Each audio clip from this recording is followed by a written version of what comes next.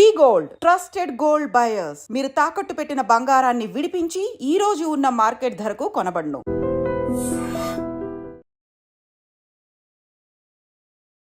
నమస్తే, welcome to I dream inside politics with Kavitha.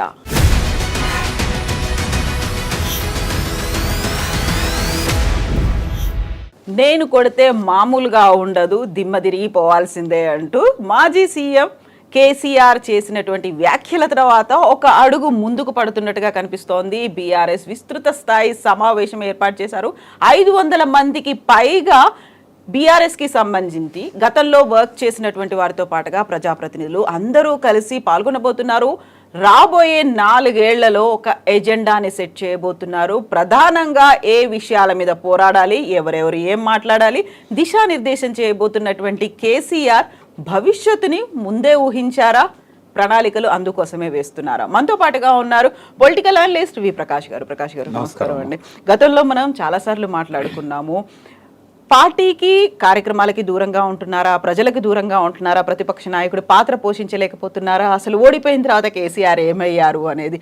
So coming back అనేది చాలా strong గా ఉంటుందా, ఎట్లా కనిపిస్తుంది? అంటే ఆయన ఇంతకాలం ఫామ్ హౌస్ లో ఉన్నా కూడా వీళ్ళకందరికీ దిశానిర్దేశం చేసింది కేసీఆర్ గారే. ఎందుకంటే మీకు తెలుసు, ఎప్పుడు అసెంబ్లీ సమావేశాలు, పార్లమెంట్ సమావేశాలు ఉన్నప్పుడు కూడా legislature party meetings, parliamentary party meetings పెట్టడం, సభలో ఏ రకంగా వ్యవహరించాలనే దాని మీద ఇవ్వడం, వాళ్ళకు డైరెక్షన్ ఇవ్వడం.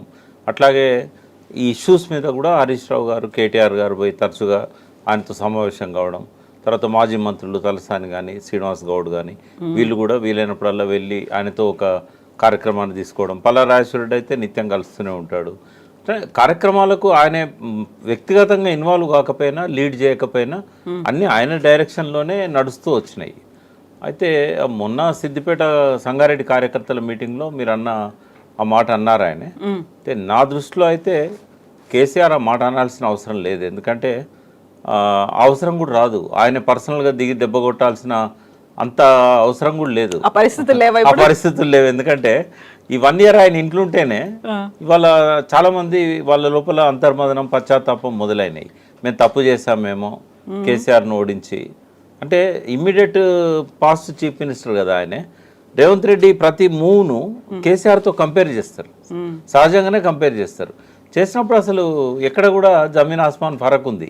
బట్ ఎందుకని ఎంటైర్లీ డిఫరెంట్ వర్షన్ వినిపించింది?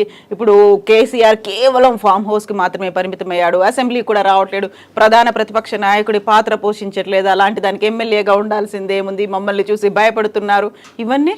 అంటే ఇక్కడ జరుగుతున్నది ఏంటంటే, రేవంత్ రెడ్డికి కేసీఆర్ బలం ఏందో తెలుసు. వాస్తవంగా ఆయన మీద 90% ప్రభావం కేసీఆర్దే ఉంది. ఏమన్నా చంద్రబాబు ఉంటే ఒక 10% ఉంటుంది.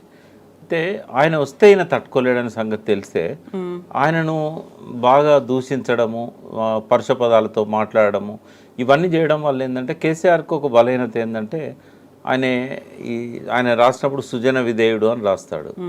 ఆయన నేచర్ కూడా ఎటువంటిదంటే అవమానించే వాళ్ళ దగ్గర ఆయన ఉండడు, అటువంటి సభలకు పోడు ఆయన.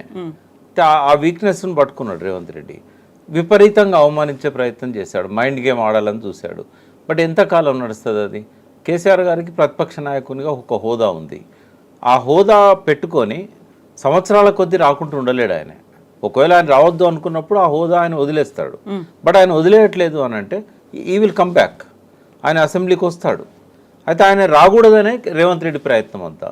ఆయన వచ్చి సభలో కూర్చున్నాడంటే తెలంగాణ పట్ల ఆయనకున్న నాలెడ్జ్ రేవంత్ రెడ్డి లేదు. ఏ విషయం మీద కూడా మీరు రాత్రి నిద్రలో అడిగినా కూడా అన్ని స్టాటిస్టిక్స్తో సహా ఆయనకు మెమరీ పవర్ ఎక్కువ కేసీఆర్ గారికి. తర్వాత మొత్తం తెలంగాణ మీద, అన్ని రంగాల మీద పట్టున్నది. మినిస్టర్స్ ఎవరున్నా కూడా అన్ని రివ్యూలు ఆయనే చేసేవాడు. పక్కన మినిస్టర్ ఉండేవాడు, కొన్నిసార్లు ఉండకపోయేది.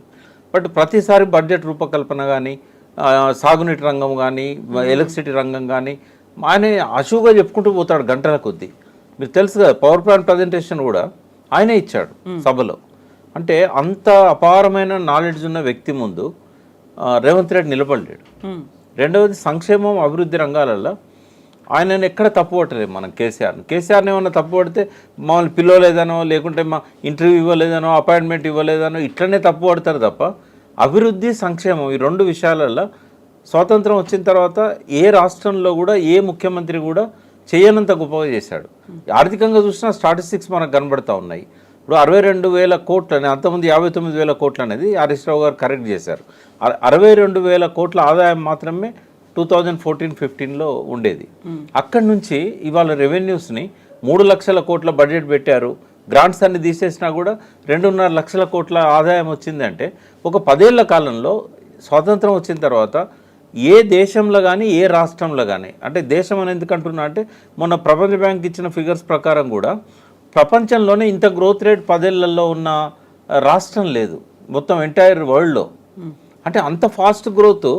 ఇంకా కరోనా 2 సంవత్సరాలు వేధించినా, ఆయన వచ్చినాక అడ్జస్ట్ కావడానికి 1 సంవత్సరం టైం పోయినా కూడా 7 సంవత్సరాలలో అంత గొప్పగా ఆయన పరిపాలన చేయడం అనేది ఎవరు మచ్చలేని పాలన. అది చిన్న చిన్న ఏమన్నట్టు ఉండొచ్చు.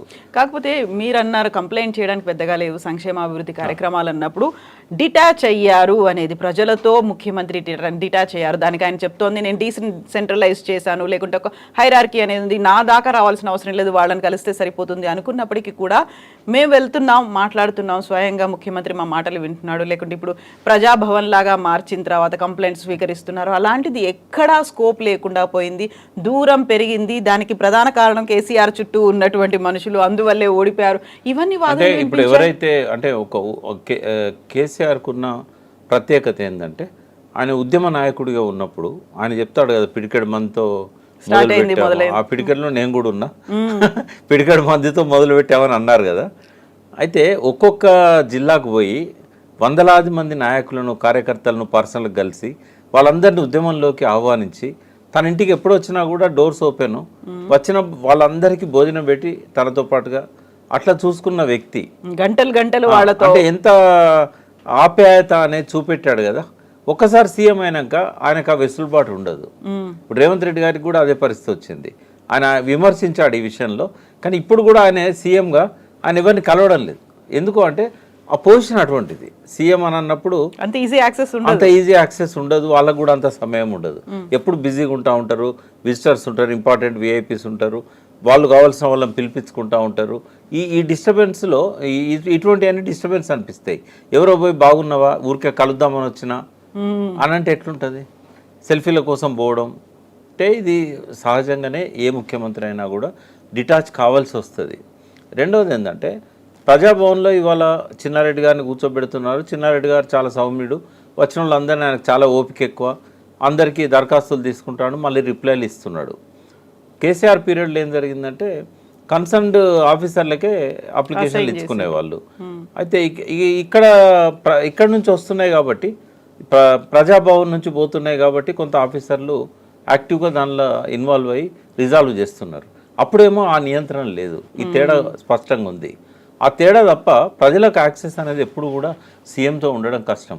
అయితే ఎందుకు వచ్చినాయి అన్ని విమర్శలు అంటే, అంతకుముందు ఆప్యాయంగా భుజం మీద చేసి పేరు పెట్టి పిలిచి ఫోన్లు చేసి మాట్లాడిన వ్యక్తి ఆల్ ఆఫ్ సడన్గా దూరమైంది కదా, సీఎం హోదా వచ్చేసరికి మారిపోయింది కదా అనేది. అంటే మూమెంట్ అవసరాలకు ఎవరు అవసరం, పార్టీ నడపడానికి ఎవరు అవసరం అనే దానిలో కేసీఆర్కి ఒక క్లారిటీ ఉంది. పార్టీ నడపడానికి రాజకీయ నాయకులు కావాలి, మూమెంట్ నడపడానికి ఉద్యమకారులు కావాలి. కాబట్టి ఆర్ఎస్ఏ నుంచి ఆర్ఎస్ఎస్ దాకా ఎవరు వచ్చినా తెలంగాణ ఉద్యమంలో జాక్లో కలుపుకొని పోయాడు ఆయన. బట్ ఇక్కడ మాత్రం ఆ పరిస్థితి ఉండదు. ప్యూర్లీ రాజకీయ నాయకులు, ఎలక్షన్లో గెలవగలిగే వాళ్ళు, ప్రజలలో పట్టున్న వాళ్ళు, ఎలక్షన్లో ఫోకస్ అయిన వాళ్ళు, వీళ్ళు మాత్రమే ఆయనకు అవసరం. ఇక్కడ మిగతా వాళ్ళతో సత్సంబంధాలు ఉంటాయి. ఎప్పుడన్నా ఒకసారి పండుగలప్పుడో లేకుంటే పోయినప్పుడో బర్త్డేలకు ఇట్లాంటప్పుడు కలవడం అయితే తప్ప రోజువారీ కార్యక్రమాలలో వాళ్ళతో ఉండడం అనేది జరగదు. కొన్నిసార్లు ఆయన జిల్లాలలో పోయినప్పుడు అందరినీ కలిసేవాడు, కానీ అది స్టేజ్ మీద ఆయన ఉంటాడు, కింద పబ్లిక్ ఉంటారు, అంతవరకు ఐ కాంటాక్టే తప్ప పర్సనల్గా వచ్చి మాట్లాడేంత అవకాశం దొరకకపోయేది. అది అర్థం చేసుకోవాలి అది ప్రజలంతే. సో ఆ పిడికెడి మందితో స్టార్ట్ అయింది, రేపు జరగబోతోంది 500 మందితో. ఆ పిడికెడి మందిలో మీరు ఉన్నారా? 500 మందిలో పిలిచారు స్వయంగా. నిన్న ఆయన నేను బర్త్డే విషయం చెప్పడానికి పోయినాను. నేను చాలా గ్యాప్ తర్వాత పోయినాను, ఎందుకంటే ఆయన డిసెంబర్ 3 నాడు ఓటమి చెందిన తర్వాత 5వ తారీఖు 6వ తారీఖు పోయి పరామర్శించాను. మళ్ళీ ఆయన కాలు ఎదిగిన తర్వాత కూడా నాకు వెసులుబాటు లేకుండే పోవడానికి.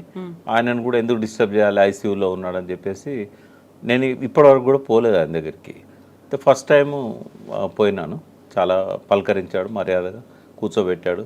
తర్వాత మీటింగ్కి ఇన్వైట్ చేశాడు పర్సనల్గా. సరే ఒక అబ్జర్వర్గా పోతాను రేపు. నేనేం బాధ్యతలు తీసుకోవాలనుకోవట్లేదు పార్టీలో, బట్ పిలిచినందుకు పోయి ఆయన రాబోయే రోజుల్లో ఎలాంటి కార్యక్రమాలు చేయబోతున్నాడు నాకు కూడా విశ్లేషణ చేయడానికి అవసరం కదా ఇన్ఫర్మేషన్. ఎగ్జాక్ట్లీ.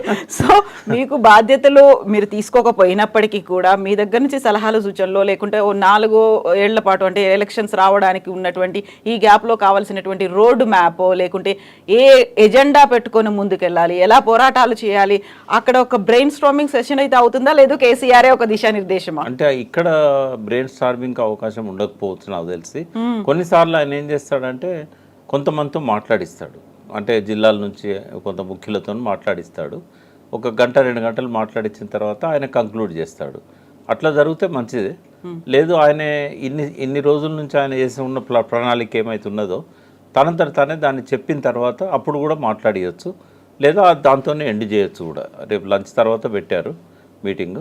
బట్ ఏదున్నా గత 2008 నుంచి కూడా నేను పార్టీలో యాక్టివ్గా లేకున్నా ఇటువంటి విషయాలలో కొంత సూచనలు ఇవ్వడం, అప్పుడప్పుడు డిస్కషన్లో పార్టిసిపేట్ చేయడం అనేది జరుగుతుండేది ఆయనతో కూర్చున్నప్పుడు. అదే రోల్ కంటిన్యూ చేస్తాను నేను. పెద్దగా అంటే నేను వదిలిపెడదాం అనుకున్నా కూడా వాళ్ళు నన్ను వదిలే పరిస్థితి లేదు. ఎందుకంటే నాకు ఆ పేరే టీఆర్ఎస్ ప్రకాష్ అని అంటారు, తెలంగాణ ప్రకాష్ అంటారు. కాబట్టి తెలంగాణకు ఐడెంటిటీ కేసీఆర్ అండ్ టీఆర్ఎస్, కాబట్టి ఆ అఫెక్షన్ అనేది కంటిన్యూ అవుతుంది అనుకుంటున్నాను. సో కేసీఆర్ ఈ మధ్య కాలంలో ఒక మాట అన్నాడు, నేను కొడితే మామూలుగా ఉండదు, చాలా బలంగా కొడతాను. దానికి తగ్గట్టుగా కార్యాచరణ అనేది ఏం చేయబోతున్నారు కార్యకర్తలుగా, లేకపోతే అక్కడ ఉన్నటువంటి నాయకులకి ఏం చెప్తారు ఆయన? అంటే ఇక్కడ ఏమైందంటే బీజేపీ చాలా దూకుడుగా ముందుకు వస్తూ ఉన్నది. ఇప్పుడు కాంగ్రెస్ ఏంటంటే ఇది ఒడిసిన కథే తెలంగాణ భాషలో చెప్పాలంటే.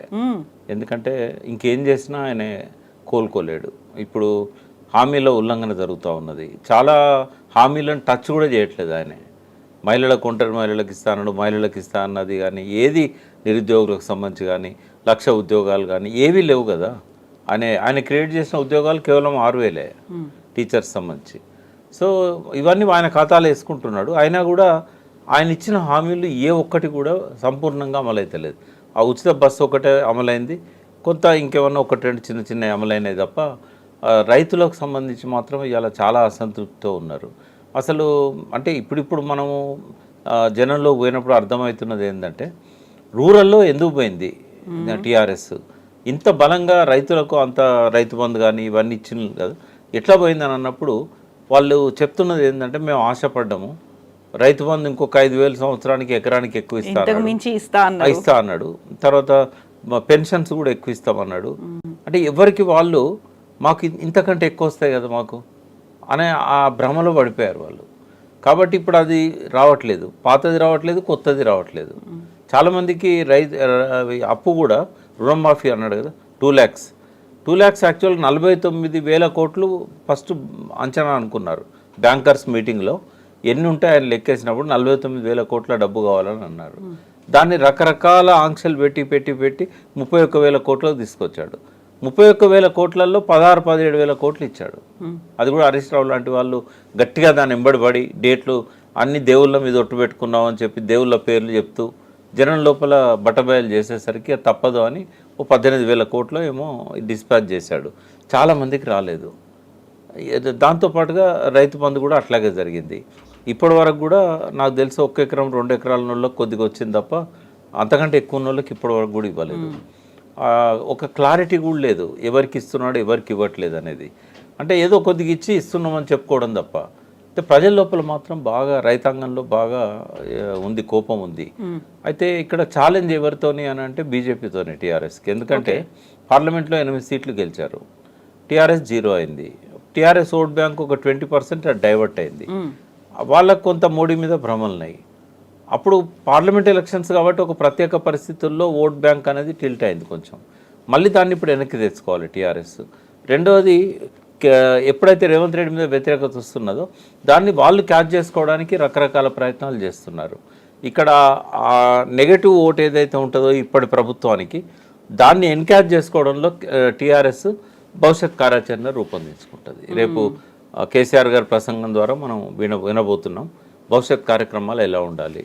తర్వాత తను కూడా బహుశా నేను అనుకుంటా ఏప్రిల్ ఆవిర్భావ సభ 20 సిల్వర్ జూబ్లీ, ఇది 25 ఇయర్స్ టీఆర్ఎస్ ఆవిర్భావం తర్వాత కాబట్టి ఆ 25 ఇయర్స్ సిల్వర్ జూబ్లీ మీటింగ్ కాబట్టి గ్రాండ్గానే చేస్తారు.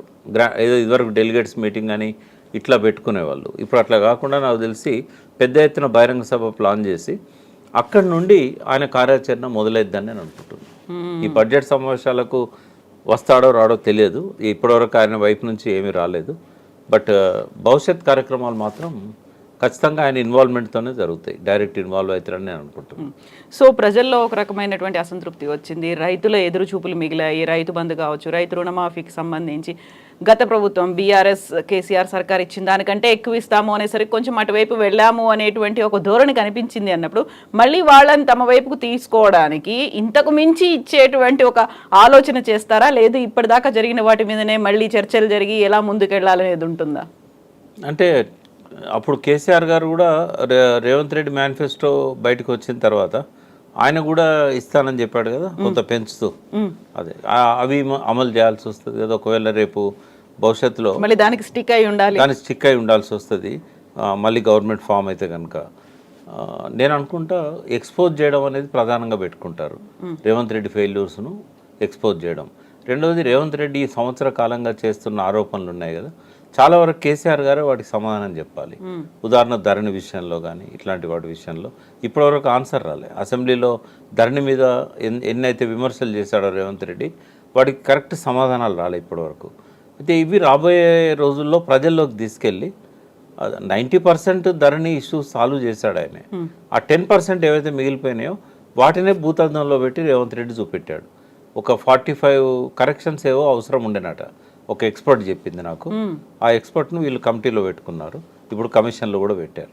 వారు చెప్పింది ఏంటంటే ఒక 40-45 చిన్న చిన్న కరెక్షన్ చేసి ఉంటే ఆ ప్రభుత్వం మీద ధరణి విషయంలో వ్యతిరేకత రాకపోతుండే, అప్పీల్ అథారిటీ లేకపోవడం, ఇట్లాంటివన్నీ అన్నిటి కోర్టుకే పోవాల్సిన పరిస్థితి, ఇట్లాంటివి కొన్ని ఉండే అని చెప్పి తను చెప్పాడు. నాకు కూడా అనిపించింది ఒక 1 year 1.5 year అమల్లో చూసినప్పుడు ఏవైతే పొరపాటు జరిగాయో వాటిని సవరించుకుంటూ పోతే బాగుండేది.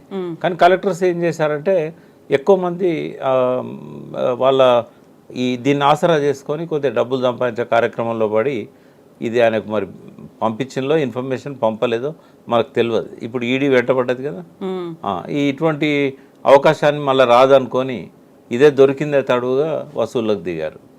ఈ వసూళ్ళకు దిగే వరకు ఆ బ్యూరోక్రాట్స్లో కొంతమందిలో ఆ కల్చర్ వచ్చింది, అందరిలో లేదు. చాలామంది సిన్సియర్ ఆనెస్ట్ ఆఫీసర్స్ ఉన్నారు. రేవంత్ రెడ్డి అన్నట్టు ప్రతి ఒక్కరు ఏసీ గదులలో ఏం పడుకోవట్లేదు, చాలామంది సిన్సియర్గా పనిచేస్తున్న వాళ్ళు ఇప్పటికీ ఉన్నారు.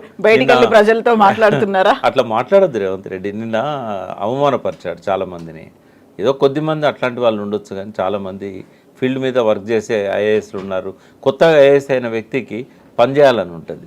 ఎవరో సీనియర్స్ రిటైర్మెంట్ దగ్గర ఉన్న వాళ్ళు అట్లా ఉంటారేమో, కానీ ఎవరు కూడా అట్లా ఆయన అంత చీప్గా ఐఏఎస్ల మీద మాట్లాడడం అనేది ఆయన హుందాకు తగదు. ఒక సీఎంగా అట్లా మాట్లాడకుండా ఉండాల్సింది.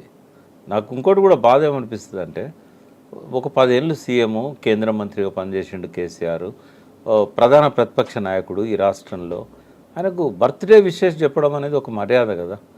బర్త్డే విషెస్ చెప్పకపోగా ఆయన ఫ్లెక్సీలు ఎక్కడుంటే అక్కడ చింపేయాలని చెప్పే పద్ధతి ఎక్కడిది అసలు? ఆయన మున్సిపల్ మినిస్టర్, అట్లా చేయదు, తప్పు కదా అది. మంత్రులు చెప్పినట్టున్నారు కదా కొంతమంది, మంత్రులు కూడా అంతా కొందరు బాగానే చెప్పారు.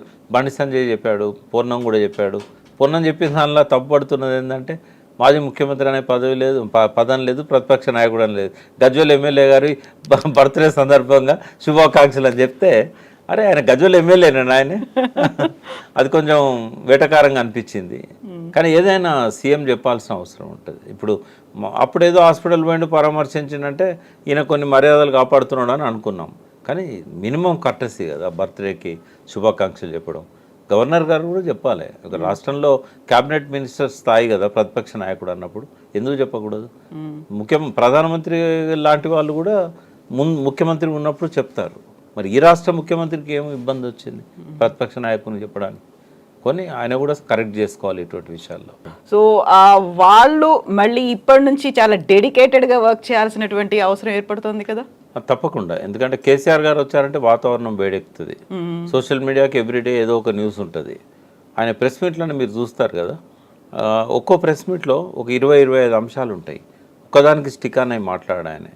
ఏదైనా ఒకదాన్ని హైలైట్ చేయాలని వచ్చి మాట్లాడినా కూడా ఒక్క రిపోర్టర్ అక్కడ కవర్ చేస్తుంటే డెస్క్లో 10 మంది టీవీలో లైవ్ చూస్తూ కవర్ చేయాల్సిన పరిస్థితి. అంతా ప్రతి దాని మీద స్టాటిస్టిక్స్తో పాటు అనర్గళంగా మాట్లాడగలిగి ఆ మెమరీ కూడా ఆయనకు సొంతం. అది అట్లా చెప్పే వాళ్ళు తక్కువ మంది ఉంటారు. నాకు తెలిసి నేషనల్ లెవెల్లో కూడా ప్రధానమంత్రి ఎట్లా ప్రెస్ మీట్లు పెట్టాడు, ఒక ప్రెస్ మీట్ కూడా పెట్టలేదు లాస్ట్ 11 ఇయర్స్లో నరేంద్ర మోడీ గారు. అమెరికాలో ప్రెసిడెంట్తో కలిసి పెడతాడు తప్ప ఇక్కడ మాత్రం పెట్టింది లేదు. అయితే కేసీఆర్ గారు పెట్టే ప్రెస్ మీట్ల వచ్చినన్ని వ్యూస్ కానీ వాచ్ చేసేవాళ్ళు కానీ ఇంకా ఏ సీఎం ప్రెస్ మీట్లు అంతగా ఉండవు. ఎందుకంటే వాళ్ళు ఏదో కింద వాళ్ళు ఇచ్చిన రిటర్న్ మెటీరియల్ చూసి కాసేపు ప్రెస్లో చెప్పిపోతారు. బట్ ఈయన అట్లా కాదు, ఈయన డిఫరెంట్. ఏంటంటే ప్రతి విషయం మీద ఆయనకు అవగాహన ఉంటుంది కాబట్టి ఆ పట్టు సంపాదిస్తాడు ఆయన. కాబట్టి ఆయన క్లిక్ అవుతూ ఉంటాయి. కాబట్టి ఒక్కసారి ఆయన రాజకీయ క్షేత్రంలోకి వస్తే మళ్ళీ ఒక 4 ఏళ్ళ దాకా ఆ సోషల్ మీడియాస్ కానీ నేషనల్ మీడియా లోకల్ మీడియా అన్నిటికీ పనులు ఉంటాయి. సో ఇప్పటి నుంచి టిల్ ఎలక్షన్స్ కావాల్సినటువంటి కార్యాచరణ రోడ్ మ్యాప్ అంతా సిద్ధమైపోతుంది. ఎస్ ప్రకాష్ గారు, థ్యాంక్ యూ సో మచ్ అండి. Thank you.